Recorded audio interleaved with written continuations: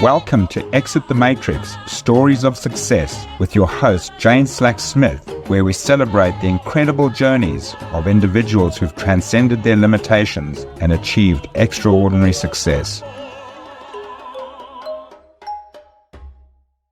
Hello and welcome to Exit the Matrix, Stories of Success. And my name is Jane Slack-Smith, your host on this journey to those sliding door moments. And today I have a very special guest with us, John Abbott. Now, John is a visionary in transformation. He's an adventurer, and it's all about impact for John. Now, for the past 13 years, John has been living his dream in Bali, blending purpose and adventure into a life dedicated to global transformation. And as the co-founder of Inspiral, he's worked with the world's leading transformational leaders, people like Tony Robbins, Marisa Peer, Peter Sage, the list goes on.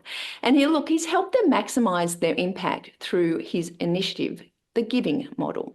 And John's passion for empowering others shines through all of his initiatives, from his upcoming launch of the groundbreaking Impact Incubator program that trains coaches, trainers, and facilitators in the world of transformation, to setting up their retreats and training and coaching and certification programs, and also championing sustainability and helping Balinese businesses actually create their own impact for purpose and profit. But like all of my guests, there came a sliding door moment for John, and I can't wait to dive into this, because when I said to him, John, what are we going to call this podcast? He said, let's call it Death of the Ego. So John, welcome. Thank you, Jane. Thank you. What a beautiful introduction. Wow. I'm hugely honored to be here and chatting to you. We've had so many conversations over the years, and there's been such an alignment of, where we kind of are in our lives, and, the woo-woo-ness of us as parents, and the craziness of our kids. Yep. The conversation we had recently. It's great to have this conversation, and we know how significant these stories are, and whenever I can have an opportunity to share this, there's lots of different stories in my life which were those sliding door moments for sure, and I share many of them, but there's those ones which are like the time that changes everything. And I feel that people, when listening to stories, I know that when I listen to stories of such significance, such a ridiculously crazy like shift in reality or change in direction, it always inspires me to see how they navigated that. And it can be a very, very dark and lonely road. And I've gone down a few of those paths a few times in my life. And it's lovely to hear that other people have gone through it and have come through the other end. It kind of gives us a level of hope. It's interesting you say that, because when I first explored this, and it's now just been a year, so I've had like 26 episodes of listening to people's stories since I started this podcast, is that the matrix, be it real or be it based on a societal expectation or a personal expectation, it's strong. Like the bars that imprison us are there for a reason, and usually there from an experience or from a way that we believe things should be. And they're so strong to break through. It can be that darkness that people have to go through before they get to the light. But it's interesting just having spoken to so many people. Some people, it's a book that changed their lives, and other people have fallen off a 200-foot cliff, and other people have had a shamanic experience. And it's the purpose of this podcast is to share those stories, so someone's there listening, and not everything is going to be relatable to them, but they might just go, geez, what are the moments that I'm missing that I walk past? And that's what I'd love to get to with you, because now you've worked with some of the most extraordinary transformational leaders on this planet that haven't just affected thousands, but millions of people. And you were caught up in that world and that lifestyle. But I detected that there was a bit of an exit the matrix that came during that period. And I'd love to explore that with you and have you share that. Yeah. Yeah. Thank you. Yeah. It's really, I'll start by saying that it's really difficult and almost at a level of impossibility to see it when you're in it. And in hindsight, everything is 2020. But when you're in it, there's always, I really trust in the universal guidance systems. And the one that I've learned is the feather, whisper, brick, Mack truck moments. And if you Just don't in listen, case you missed the feather, right? didn't hear this feather and the whispers in your ear, the universe will go, well, you didn't hear that. Let me speak louder. And then they give you a brick. And if you've had a brick hit you in the head, or it's painful. And if you still don't get that, then you end up in traction, laying in bed in the hospital, going, what the hell just happened? And for me, I've had probably 3 of those in my life. Wow. And I think this one is the most significant one, even though it didn't end up in traction, because the one prior to that, actually, I was in traction. I had broken ribs, punctured lung, broken collarbones, and I was hit by the Mack truck and I was in traction. And that was about 5 years prior. Right. And I got some of those lessons. This one was another level of the deepening of that lesson. And as you were saying, I was in a transition of life. So I'd kind of come across meditation. I'd found myself a coach, NLP coach, really wonderful friend of mine, Rick Schnabel, who you know, and we were kind of exploring different things. And then he introduced me to this amazing speaker guy named Paul Dunn, who was coming to do a seminar in Melbourne. And I was like, never been to a seminar. What's that? Like these things were like just new for me. So we'd go listen to Paul, and then Paul did this amazing introductory speech and whatever else. And then he introduced this guy named Roger Hamilton to the stage. And he spoke about all of these things about, entrepreneurship and giving back and making a difference in the world.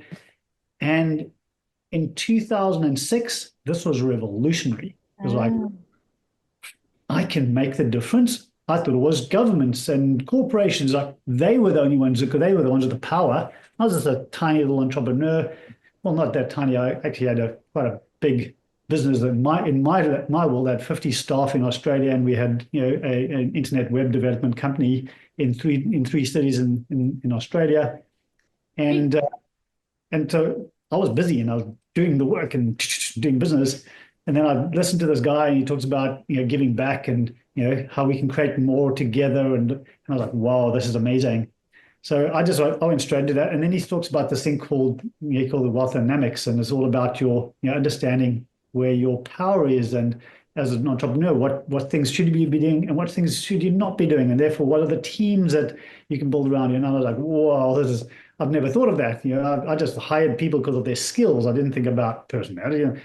So I could just open this whole world in 2006. And before I knew it, within like 6 or so months, I became the Western Australia promoter for this guy, Roger Hamilton. Where did that come from? I have no idea, but somehow it was actually Rick's fault. He dobbed me in. And I love him for it. So we started doing that, and then I started really getting into all this, because then I was promoting it, and I was speaking, and I was standing on stage, and I was introducing, and I was actually running, my own seminars and whatever else on this over the next 2 or 3 years. At the same time, because that I started to really get into that energetic, things started to show up in my life differently, and all sorts of amazing opportunities and property started showing up, and investment, and the ego just got so excited. It was like, Look at me. Look at I'm gonna me. be I'm gonna be so important and so significant and like whoa I got the car and I got the house, multi-million-dollar house that sits in Applecross and multiple cars and this and that, and it's like, and I thought like this was me. The status was, You made it. You made it, John. yes, exactly. Daddy, look at me now. Mm. This is what we do. That was my significant thing to go, Dad, look, I've done it. I've made it. Because what was my dad's thing for me for many, many, many, many years when I look back was, why don't you go get a real job, John? And that was me to prove myself to my father. And that's what I was chasing in hindsight, looking at all that and understanding it now. That's what I was chasing, that acknowledgement that I was good enough, in my father's eyes. And when you're chasing something like that, the ego is in such control. And then you kind of get lost and you start making mistakes. And then 2007, 2008, 2009 happened, and this beautiful global financial crisis came in. And I was in that place of total over leveraged, Yeah. with multiple properties, 18 properties, and $3.5 million of debt. And it all just came crumbling down. All of the different things I was doing, suddenly people were not buying because, as you remember, the global financial crisis, everybody just pulled back their spending because, like, you didn't know if you're going to get a job tomorrow, let alone if the business was going to go. So, like, all of the things I was doing just started caving in, and I found myself with a few $100,000 worth of monthly cash flow requirement without that income, and that is unsustainable very fast. As a That burn rate is quite high, isn't it? it's huge. So suddenly all these things start shutting down, Yeah. and suddenly the significance and the status and what will people think of me, all of that stuff. And I try to hold on as long as I could to all of the different businesses, because I thought if I just hold on long enough, maybe it will turn around. Yeah. It didn't turn around, and it was collapsing. And I had a mentor at the time, at this, who had been introduced to me, a guy named Roy McDonald of One Life. And Roy was really beautiful. He was calling me literally every single week. And I remember this one call. So it was such a huge change in what I was doing and how I was holding on. And he said to me, John, if you don't let all this go now, today, I will no longer mentor you. Your wife will mentor you. Your business partners will take you to court. And like, he just rattled all this stuff off, and I was like, okay. And like at the same time, my whole body is like shaking, and I feel like there's no air, and like literally, like he made such a beautiful stand for me in making those statements, and I made a decision right there to let the businesses go, and shut down the conference center that I had, closed down the real estate marketing company I had, and let the staff go. That was the biggest overhead. Let the staff go. Call up the banks. Can't make these payments. Call up the credit card providers, because I also tapped into credit cards to try and pay. Like, you just do stupid shit. It's just dumb stuff, because you're so caught up in that system that's got you there to leverage all of these bank loans to do that, and then because you've got a good loan rate and whatever else, then they give you bigger and bigger credit card facilities. I had I think I had 300 grand in credit card I could tap into. So I did, because I needed it at that time. And they gave it to you, right? No problem. No questions asked. Until I missed payments. Yeah. And then it was almost a daily thing, like just on the calls, like, because now they were calling me, how can you make that happen? And it became really, really a very big challenge. But what happened was, when that moment happened with Roy and he called me on that, I had to literally just let go. and just surrender to the fact that this is happening. It's happened, and I have no more control. Yeah.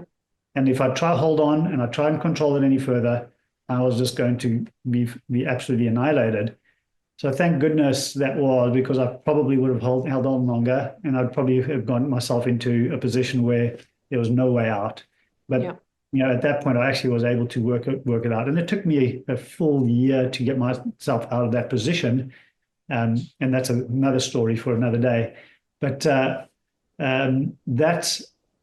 that whole process allowed me to just stop all of the things I was doing and just also see the craziness in some of the decisions I'd making in the pursuit of success, status, validation, exactly. And it was humbling. I remember being extraordinarily humbled by this, and humbling through being crushed.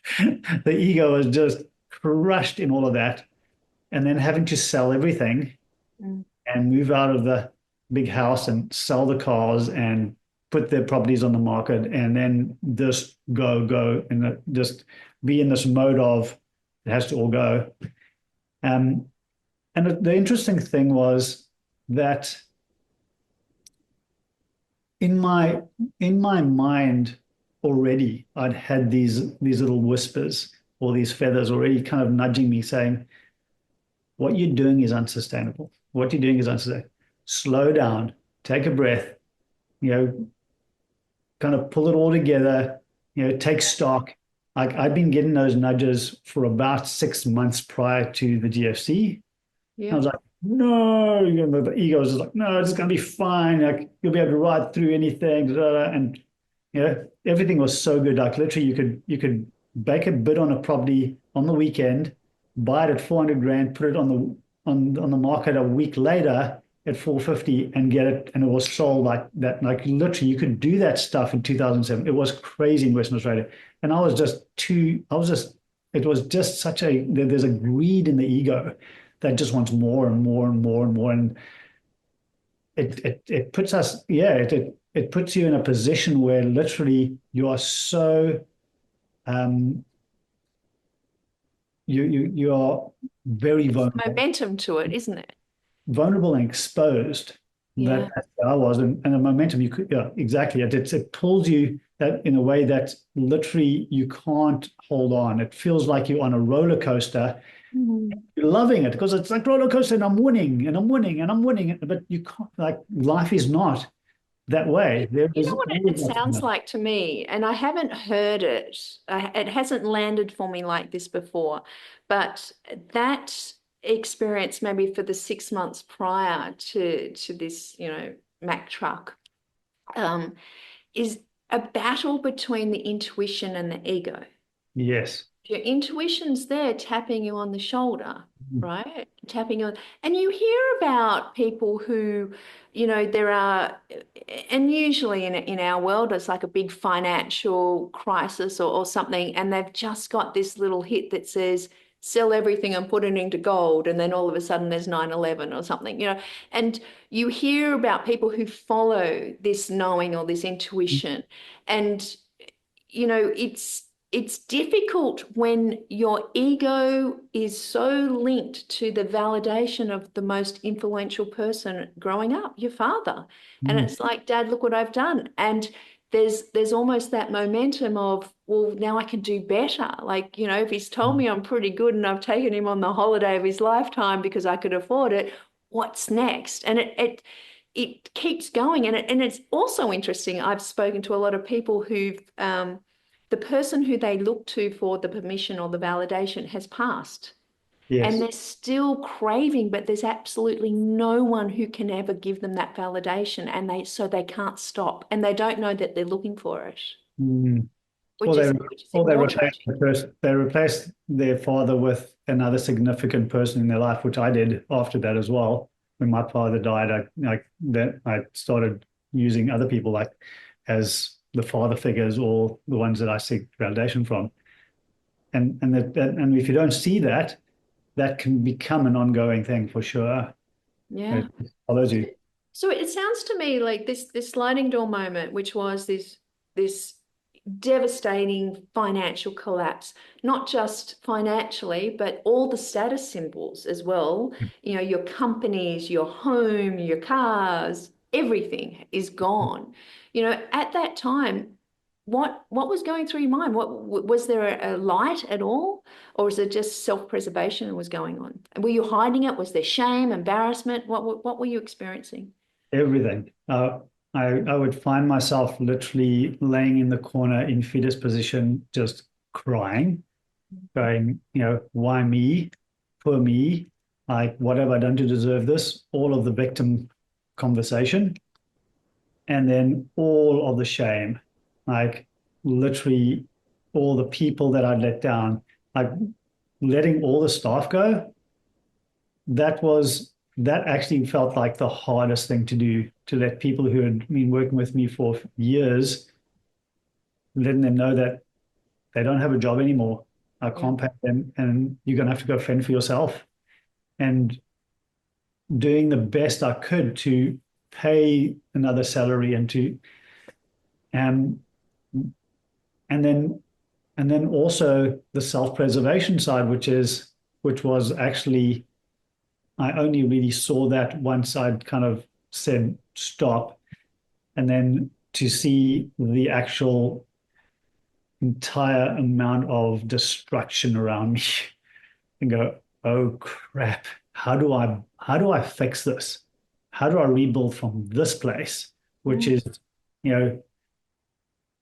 $3.5 million of debt? How do I get out of this hole? Like, what is it? Like, I have no comprehension in that moment of what to do and how to do that. And I mean, obviously you did. There was a phoenix refire, but you would have once again had to battle. Are people going to give me money again? Can I start a business? Yeah. What credentials do I have if I have been through this? Do you want to take me through that and how that progressed to where you are now? Well, I took the alternative route in this conversation, and again, Roy McDonald was actually a part of this conversation, and I actually learned so much from him over the next 10 or so months. I actually went and worked with him. Right. So I left Perth, where I was living, and I went over to the Gold Coast where his office was, and I literally lived and breathed everything he was teaching. And at that stage, the biggest work he was doing, because of GFC and how many people were losing their homes, and like people who had huge amounts of debt, credit card, of course, home loans and stuff like that.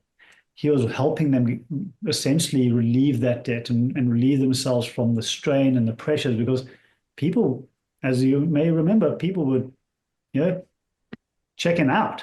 Yeah, Like, I had a mortgage broking business during that time. So yeah, I definitely got to see that. yeah, it was tough. So Roy, and still is, he's an absolute genius on how to shift the energy and the weight of that with structures and systems and smarts. I went even further than that, and I started learning sovereignty and understanding this whole thing around being a sovereign being. And then I started learning, as we did later on, we started learning about where the bank had originated its money, how actually there was no origination of it. It was just a multiplication of money that they had needed 10 times. They had $1, they can actually loan $10. Like, all this stuff became part of my understanding. And in 10 months, I learned so much around how the world works and how the money systems work. And I was able to really find, the ones that worked with me the best, to be able to essentially negotiate my loans. And if anyone's watching and you've got big loans with the bank, you can negotiate 90% off whatever you owe them today. That's available. and they may not want to give that to you in the first month or the second month, but you can over time and distance, eventually they will accept that, because to be honest, they only loaned you 10% of what their origination of money is, so they actually will go there, and in some cases you can just cut it right out. It sounds a little difficult to understand if you're not in this world, but essentially if the banks have $1 million worth of lending in, have $1 million worth of deposits that people have put deposits in, they have the opportunity to resell that money, and it's not just a multiple 10, it was much higher, and only recently has it come down to like below 30 for some of the big banks, but they had that multiple effect that they were lending money that didn't exist based on the fact that they were an entity that could lend. So understanding that gave you that leverage to be able to negotiate out. Now, a quick word from our sponsor, Your Success Club. Your Success Club is a group of vibrant, abundance seekers. If you subscribe to exitthematrix.io, we are going to drop you into the club room, which has lots of goodies, resources, and a free gift just for subscribing. Now, back to the podcast. Yeah, I talk to people about multiples of 10 because that's believable. You understand what's really going on, and it's all just we just create money electronically. Like it's just, so that's the actual truth. And certainly if you go to the US government or the which is all corporate structures or whatever else, and you start to go down that rabbit hole, you actually really understand what's going on. And they just are printing money from nothing. So yeah, I was able to kind of... Think about this sovereignty, though. This is you taking agency of your own life and seeing the matrix. Yes, exactly. And this was part of the process of suddenly seeing the matrix, because suddenly I felt like Neo. I could see what was happening behind the program. Yeah. And the program, which is all about go get a good education, get a loan for your university, pay your loan off, go get a job, pay your taxes, get a loan, get a car, get a loan, get a house, get married, 2 kids, wife gets a job. Like, it's such a program that you see everywhere when you're living in it, that it becomes the norm. It becomes the natural way, because it's so indoctrinated in everything that we see on television, in the shows, in the doc, in the news, whoever watches those anyway in these days. But it's still there, like, and it's still in the newspapers. Like, it's all incredibly well coordinated. I used to work in mine sites as a mining engineer, and I used to go to these, great big drag lines, and I'd jump. And this is when I was just a new engineer, and I'd get up on these drag lines, and I'd be speaking to the operators, and they'd be talking about interest rates and world economy and all of these things, and I'm like, wow, these guys, they're tradies and they're so well educated. And then I'd go and jump on a dozer and chat to the dozer operator, and he's talking about the same stuff. And I was, ringing my parents going, these people, they're amazing. I'm astounded. And then one day I turned up between the hours that John Laws was speaking, and Lawsy was there feeding everyone the information, and everyone got the same information. I'm like, how does everyone in this town, they're so educated on but they're educated on what they were being fed. And it wasn't until I was just like, wait a second, I just heard that other guy say the same thing. And then I heard Lawsy say it. And I'm like, everyone's just regurgitating what has been fed to them. And when you've only got one radio station in a mine site, everyone's only listening to the one thing. This is 30 years ago.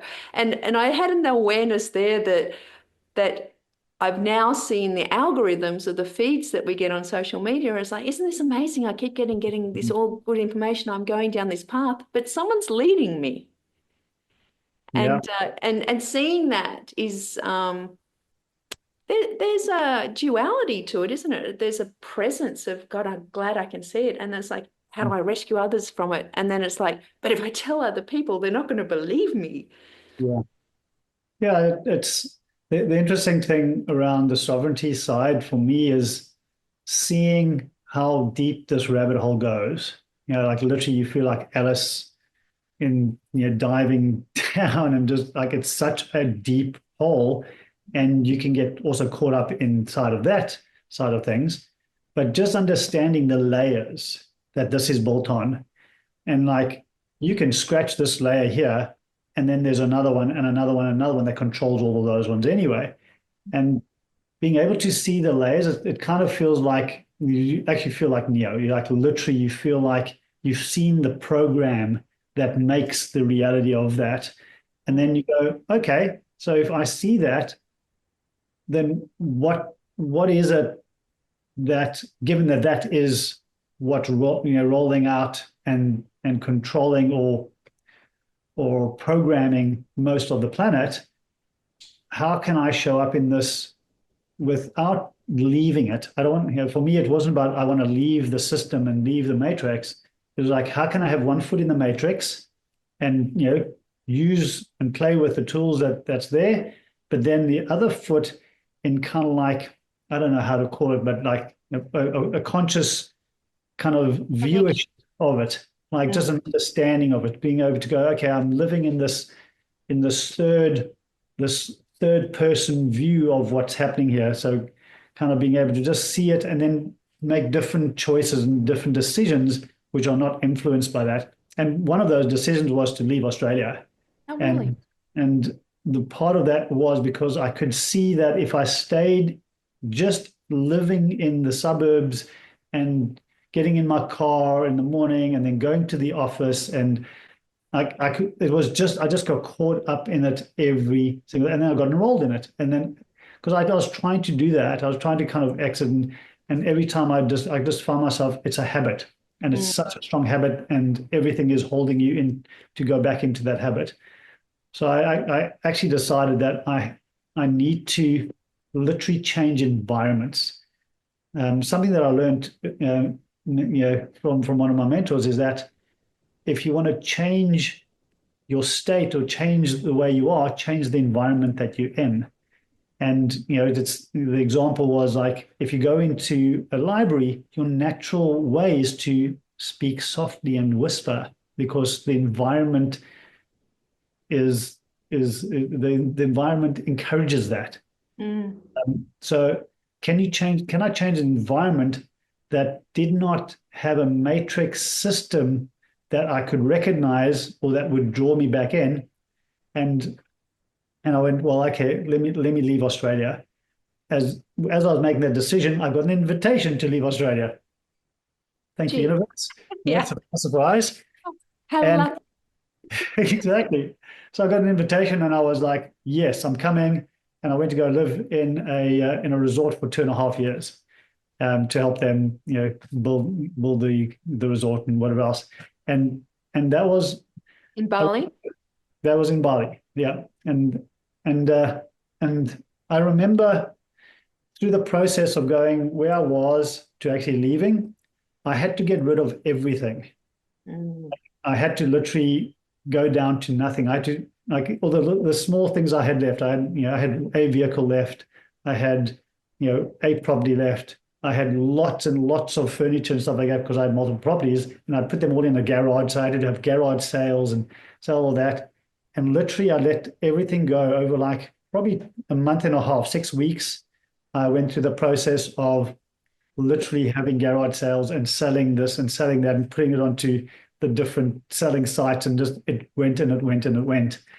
And I remember this moment, and I'm standing at the airport, and I've just checked in, and I went away from the check-in desk, and I turned, and I had this wave of like, and I feel it straight away, like tearing up, and like this incredible feeling of liberation in my body. And I knew from in this moment that I owed nobody any more money. I had no rent to pay. I had no loans to pay back this month. I was free. Yeah. The first time in my life in as long as I could remember. Gosh. And it was such an overwhelming sense of, it was like the breath out. It was like, Mm. ah, it was the most extraordinary feeling to feel that after having so much pressure that I didn't realize I had because I was the frog in the microwave, Yeah. slowly boiled, slowly but surely. And those stress levels and all that build up and build up and build up, and you don't realize they're there until you do. Yeah. And you do when it's Liberated. all gone.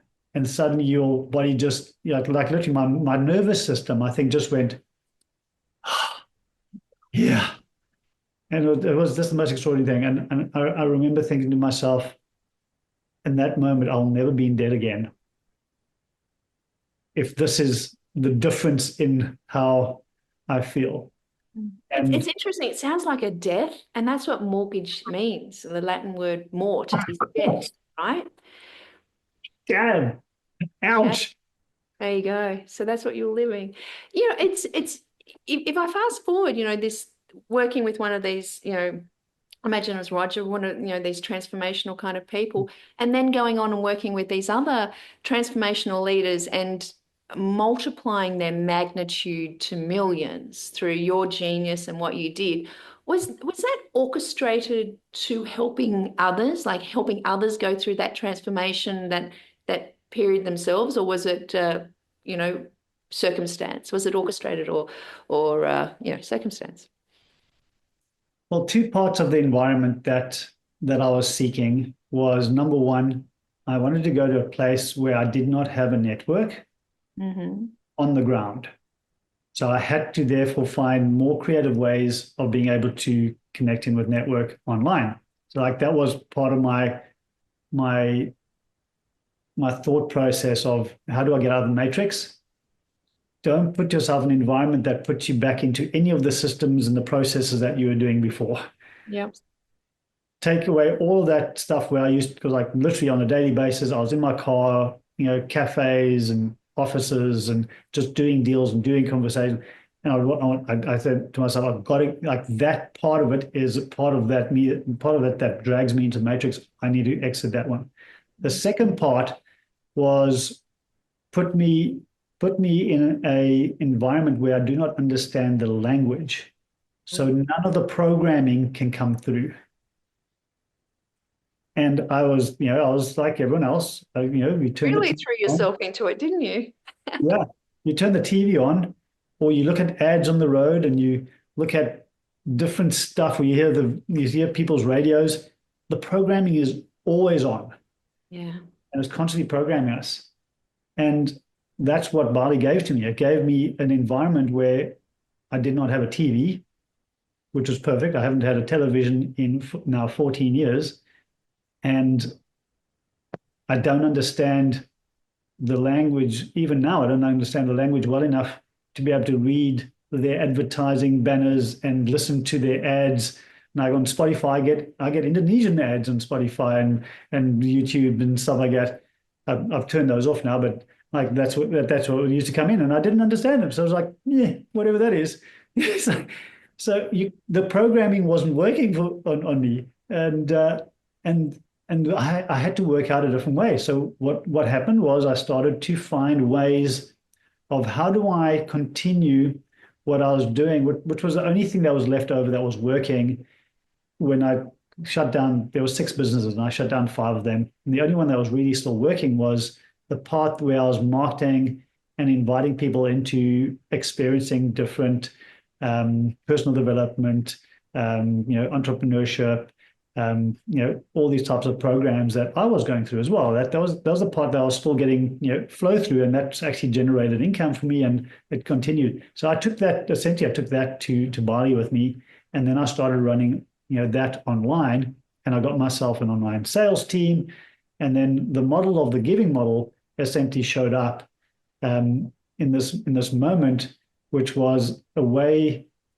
I believe that universe is always handing us opportunities. Yeah. And we can decide to take that opportunity and run with it. Sometimes the universe gives it to you specifically for you to be the one who runs with it on the planet. And if you don't take it, it'll just pass it to someone else. I believe that. Absolutely. And you hear people I believe the universe is conspiring for our success, and we just miss the stories. Like every now and then we just miss the message. Yes, exactly. Or we go, oh, this is my IP, this is my thing, and then somebody else doesn't go, you stole my thing. And like people don't realize that they just didn't take it forward in the way that universe, was saying it was available to them. They didn't take it. So then somebody else would, because it just gets passed on until somebody runs with it.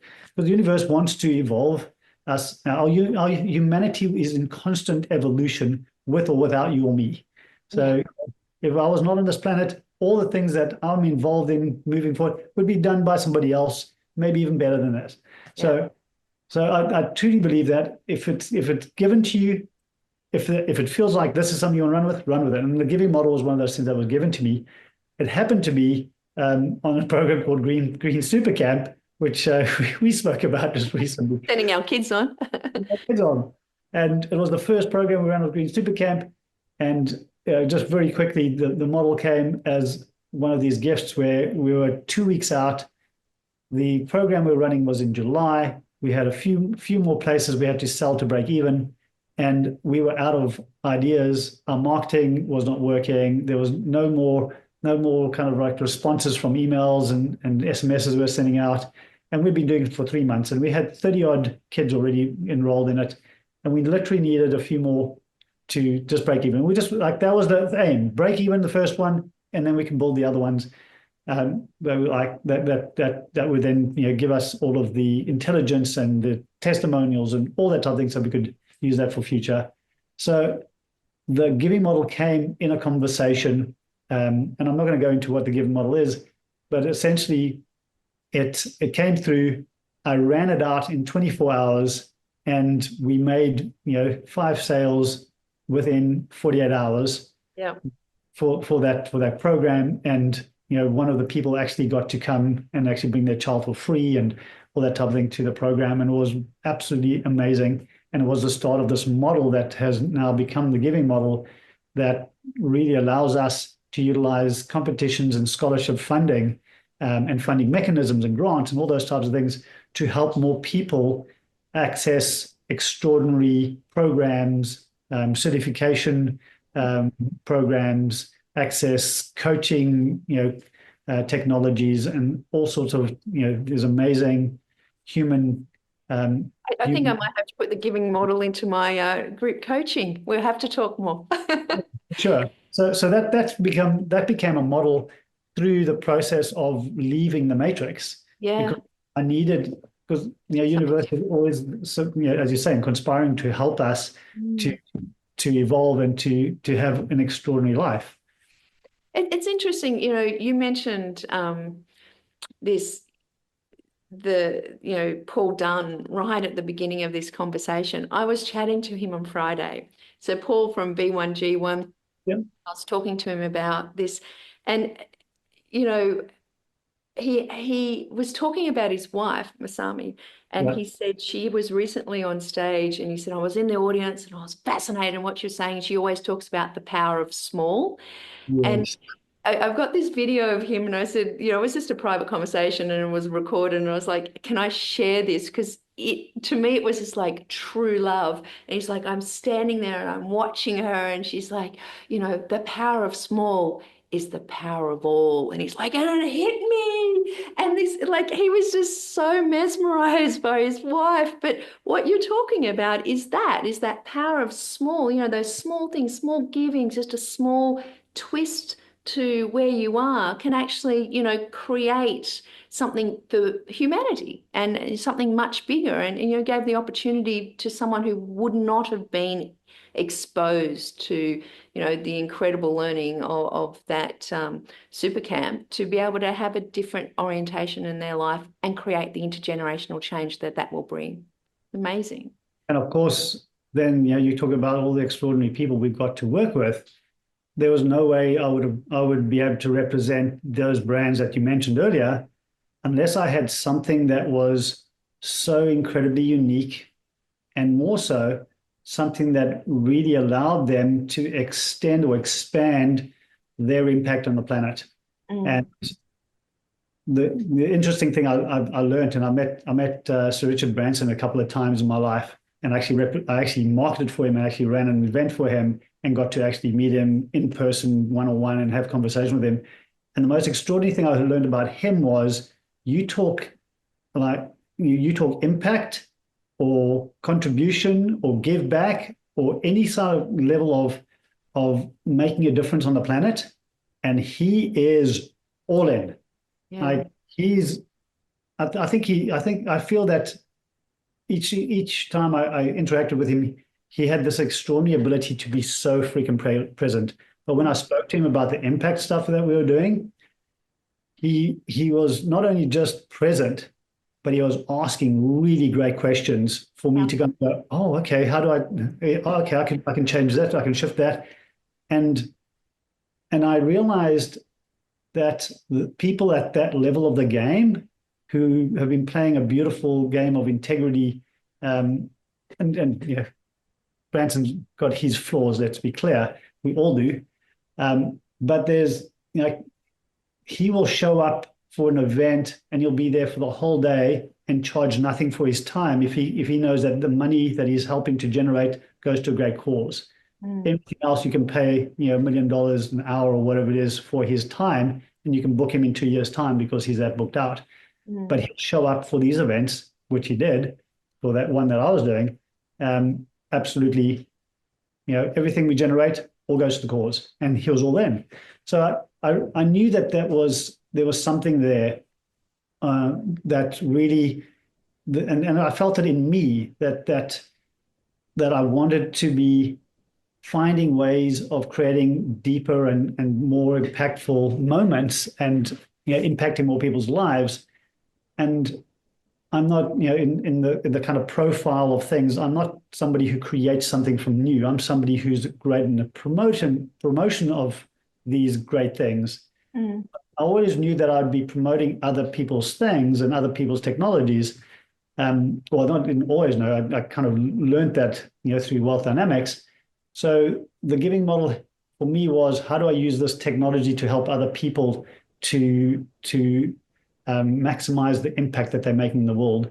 And part of that is, how do we reach the people who have extraordinary passion and purpose and on an extraordinary mission on this planet? These are I call them the Mother Teresas of the planet. These people who will they dedicate their life to this mission, to literally feels like they sacrifice, but they're not sacrificing because they get so much in return. That's they're driven. Matrix of thinking they're sacrificing because it's not financial. That's right. But they will show up every single day and they'll jump out of bed and they will be in service to humanity. How do we find those people? And can we give those people the tools from these extraordinary mentors like the Tony Robbins and the Peter Sages and the Brandon Bays and and so forth? Can we give them these tools so that they could actually do an even better job with what they're trying to achieve? And the giving model allows us to do that. And we do it through a process of application, and we're looking for that. The way that we ask the questions is to find out what's the impact, what's the drive, what's the mission, what's their drive and their passion behind this. And when we find those people, we qualify them for full scholarship funding, and then different various levels of scholarship funding based on whatever criteria, the multiple different criteria.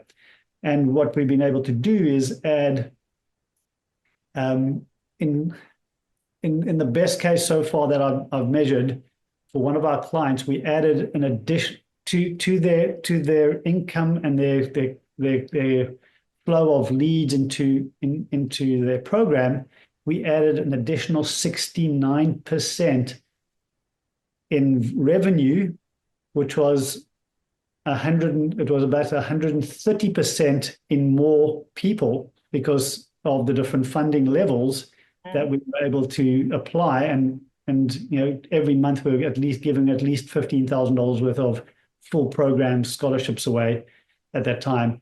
And that was last year, the year before last, sorry, it's 2025. Year before last, 69% additional revenue, like more than double their revenue we added to their business, and so many more people to their programs who were in third world countries, in places you have never heard of, and people who were pastors and community leaders of this tiny little villages, and like literally some of the calls that our team was having, we couldn't hear the people on the other side. We had to phone them back, or like it was a kind of like SMSing them now, because like you couldn't hear them. And then we were able to give them this technology, and they were able to use this in what they're doing, and it's just mind blowing. And that's why we get into these huge accounts, is because they all want to make that difference. Yeah. They already have profitable businesses. Their mechanism is already profitable. It's already leveraged. So what do they care if they add another 50, 100 to 1,000 more people into their programs? Because it's like a university. It's one classroom. It's no difference if you have 100 people in that classroom or 1,000. It doesn't diminish it by making it more available, because they're getting better case studies from the people who are dedicated and thankful and putting their learning into place and coming out the other side and actually living the intention of that transformation that the course or certification or whatever it is, was promising to deliver. So they're getting the good news stories. And for people who are listening here going, I want some of that, John has very, very generously offered to give the first 4 modules of the Impact Incubator to listeners. And all you have to do is go to www.exitthematrix.io/S for short, /John, and we will link you up to the first 4 modules of that, because, this is just a way that John's giving back straight away to the listeners of the podcast. And we know that there's people out there who may be in a matrix of financial struggle, or maybe conditions they put on themselves are saying, I wish I could do something, and I have a calling and a purpose and a joy that I want to bring to the world and make an impact on humanity, but I just don't have the resources, tools, or whatever I need. Here it is. There is no excuse for you to exit the matrix and jump on to the Impact Incubator. Now, John, I could talk to you forever, and I am going to just finally ask you one question that I ask everyone, and that is, just for some fun, share something that's cool, different, unusual that people may not know about you.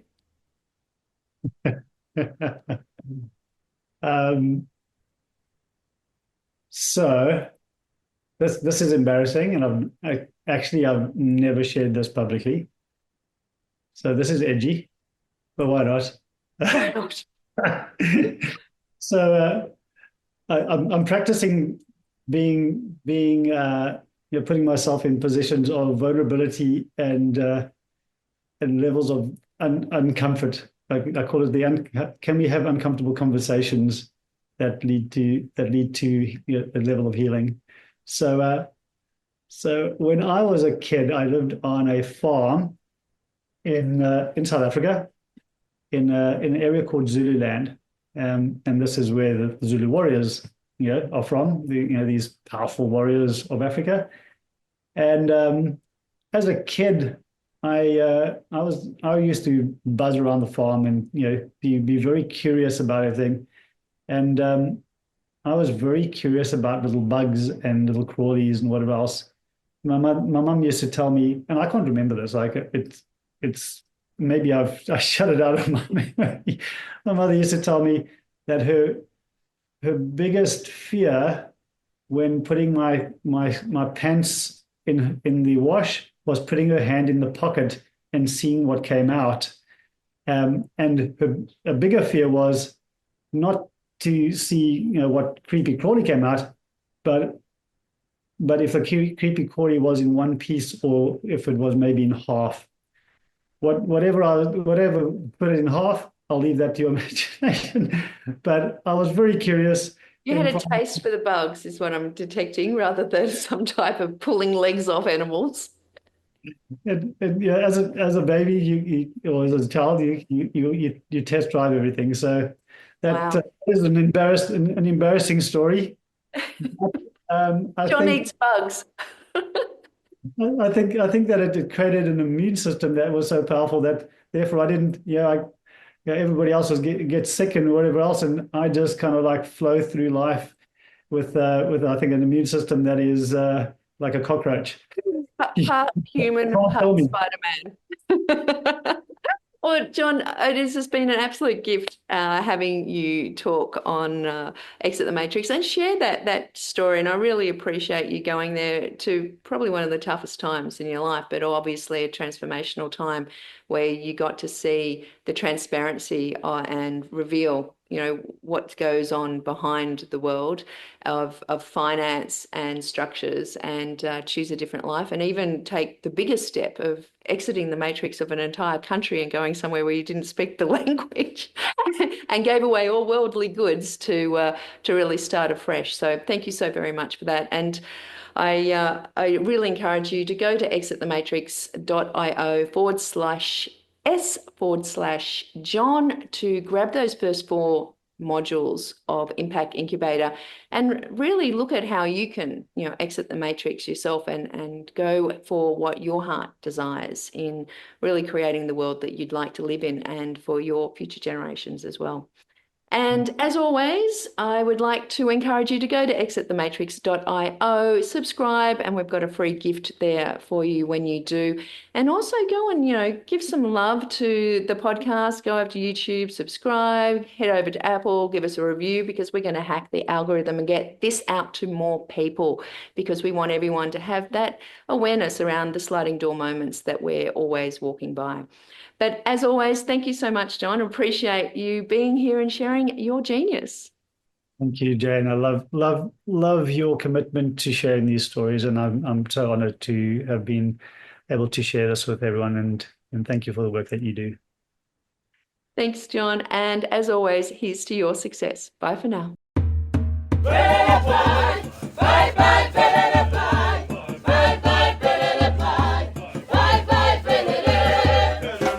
Thank you for listening to Exit the Matrix, Stories of Success. Make sure you subscribe to future episodes at www.exitthematrix.io. Until next time, here's to your success.